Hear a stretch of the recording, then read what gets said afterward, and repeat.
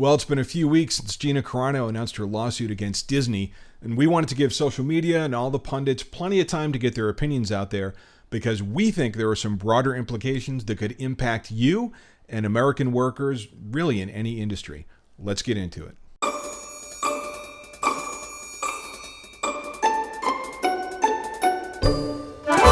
Hey folks, Mark here with The Rational Workforce. Thanks so much for tuning in. So let's talk about this Gina Carano lawsuit against Disney and really how it could have a huge impact on you as an employee in America. Very high level recap. Gina had posted some tweets and some other social media posts over the span of maybe like a year and a half while she was employed by Disney. And Disney had made comments about things they didn't find appropriate about the tweets. It started with her not wanting to use pronouns in her social media bio. So instead she put in beep, bop, boop, a silly little nod to the Star Wars universe and the sounds the droids make, rather than put actual pronouns in. And ultimately led up to this post, where according to Disney, she was making offensive comments about religions and ethnicity and belittling the actions of the Holocaust. You can see the post on your screen. Whether you agree with it or not is up to you. But in Carano's defense, she claimed that she was using that as an example of how politicians and media pits one group of people against the others. And it was all during the time of COVID when the debate over the vaccinated versus non-vaccinated was raging. So what makes this interesting is if you look at these couple of posts from her co-star Pedro Pascal. This first one here shows how he was comparing the way migrants were being treated at the border to the way that Nazi concentration camps were run during World War II. And this other one where very clearly he aligns anyone who voted for Trump with Nazis and white supremacists. Zero repercussions for Pedro Pascal, zero blowback there. Carano lost her job. So now we fast forward, and Elon Musk, being true to his word, is contributing to the legal funds of anyone who is discriminated or feels like they lost their job as a result of social media posts on the platform. And Gina's going after Disney. So let's take a quick look at the article. It gives a recap of what we had just covered, talks a little bit about the suit, a little bit about the details and the damages that Gina's looking for. But I really wanted to hone in on one section and why I think it's so impactful for all workers. So right here it says, at-will employees who make up the majority of private sector workers often face an uphill climb in obtaining damages for terminations over problematic online posts deemed to be offensive and in violation of workplace policies. Unlike employees in the public sector, such workers are not shielded against discipline under the First Amendment. And that's very true. And, for a quick look at what at-will employee is all about, essentially, at-will employment actually means that an employer can fire an employee at any time for almost any reason without incurring legal liability. Likewise, an employee has the freedom to quit their job at any time. So kind of interesting how this works, right? Your employer expects you to give a 2-week notice or more if you're leaving to go someplace else, but they can show up at your desk on a Monday morning and say you're gone and not even necessarily have a reason for doing so. Now, let's dig in a little bit deeper. There's one very important exception for employers. They cannot fire an at-will employee for unlawful reasons, such as retaliation or illegal discrimination.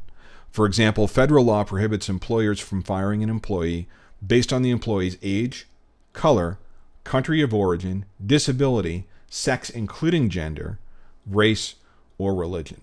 Now, I think that's really important when we talk about Gina's case because, as we had shown you, her male co-star made posts that could arguably be equal to, if not more offensive than what Gina had done. And sure, he played ball on putting his pronouns in his bio.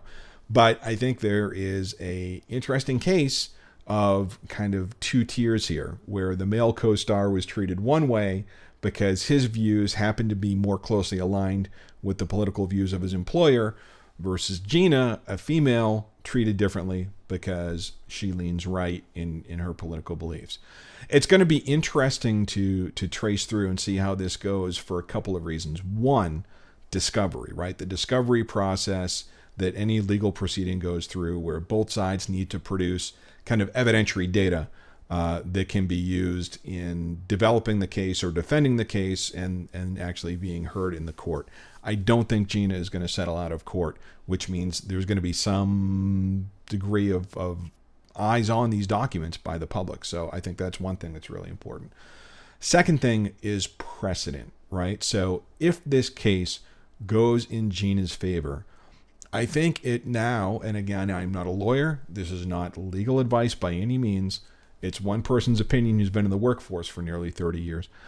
I feel like this will now give employers pause if they want to go after employees based on their behavior in their own personal social media accounts. Now, the world of Hollywood, the world of acting, has all sorts of wacky things like morality clauses and things like that in their contracts. I don't think any of those such things were at play here or applied here. We'll find out as the case goes forward. But there are absolutely instances of individuals who were singled out for their social media stances. I know that for a fact. I was one of them. This happens in America probably more than we know.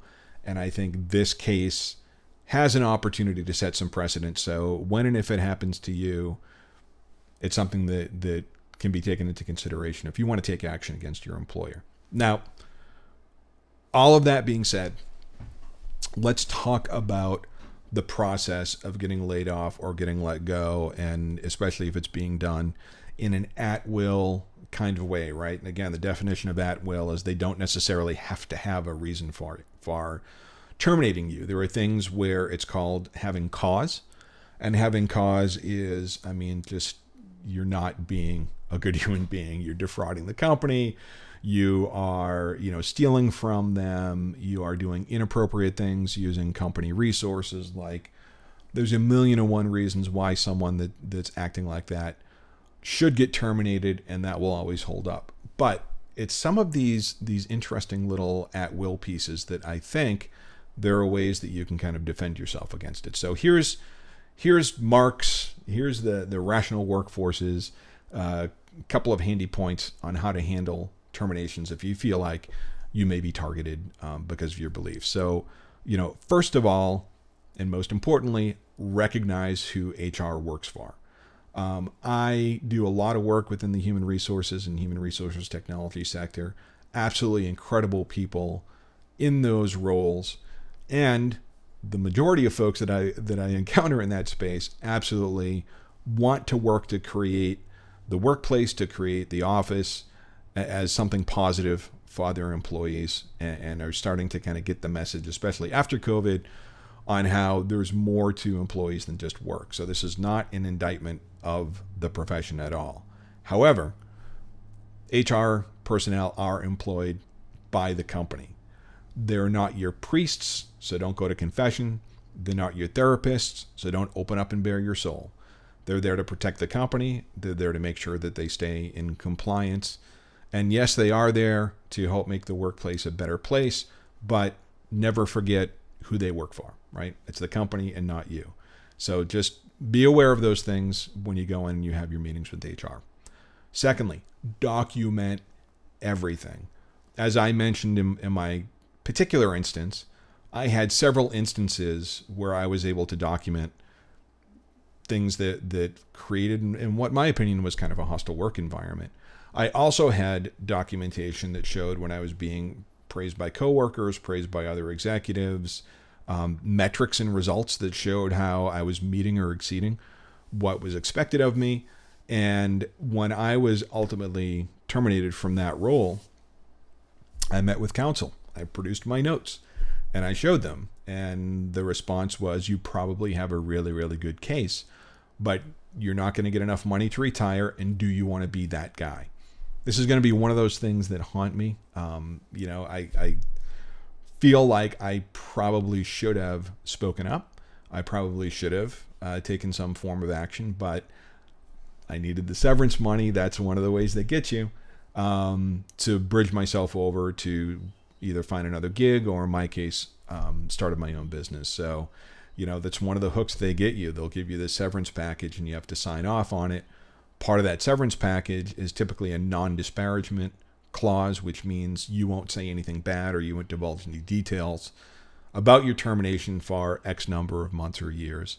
So another tip for you is when you're presented with that package, take it, don't sign it on the spot, meet with your counsel if that's a decision that you want to make, if that's a potential route that you want to take. You should not be under pressure to sign that right away. You need time to review it, digest it, ask questions, get back to them, use that time. Another thing that's really important to do is when and if you're sat down for that conversation, don't argue, don't try to counter it. There's very little you can say or do at that point in time that's going to change their mind. Act like a consummate professional. Don't engage in water cooler conversation. Don't engage in bad-mouthing your employees. Go out and have a drink and do that after you're terminated. Don't do that. Rise above, be the pro, and again, kind of determine what your next steps are. Now, as the article mentioned, building a case against employers when you're in an at-will state is not exactly the easiest thing to do. But pay really, really close attention to what's happening with this lawsuit, because this could give another point of ammunition to American workers if you find yourself in the same situation. So it's a high-level view of where we're coming at it. Have you had experiences like this before? Have you had, terminations that you felt were wrongful? And this is different than layoffs. This is if you were kind of singled out and you were terminated, and if you think that it happened because of some opinion you expressed or because you didn't go with the flow of the opinions of the leadership of the company. I'd love to hear about it. I think it happens a lot more than we're talking about. So leave it in the comments below. If you found this helpful, if you like this content, if it pissed you off and made you think, good to all of the above. Ring the bell, click subscribe, give us a thumbs up, do everything you can to help us keep the channel growing, because we really appreciate being able to give you these different perspectives on some of the things that bubble up in the news and in the workplace on a regular basis. So with that, we're going to sign off for today. I thank you so much for tuning in, and we will catch you on the next one. Thanks.